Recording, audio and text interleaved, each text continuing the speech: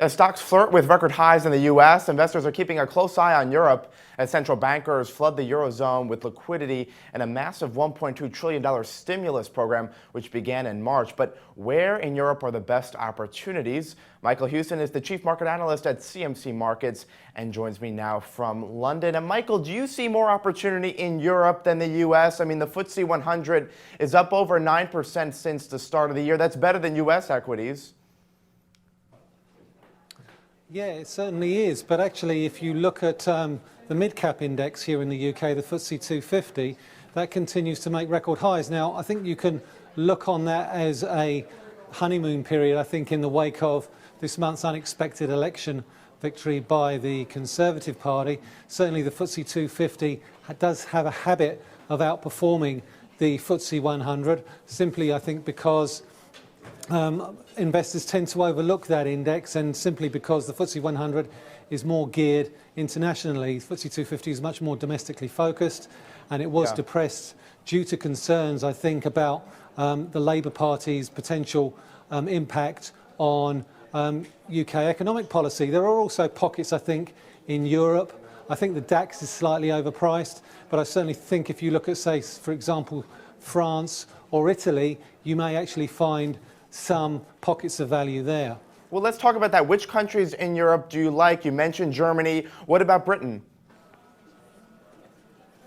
Well, obviously the UK. We talked, I mentioned the UK in my lead up there. The UK 250 has outperformed the FTSE 100 pretty much consistently over the past 3 or 4 years. It's still flirting with record highs.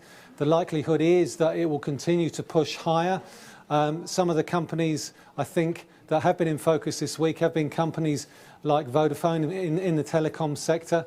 Utilities as well have found that their values have been artificially depressed. So companies like Centrica, United Utilities, all of these types of companies do actually offer a decent dividend yield and have seen their share price values actually inhibited over the last 2 or 3 years. And with a new Conservative government, I think the likelihood is we could actually see a significant rebound in some of the utility sectors here in the UK. All right, and speaking more broadly, though, there's plenty of central bank action in Europe. So wouldn't that push stocks higher? Isn't that something investors should be watching?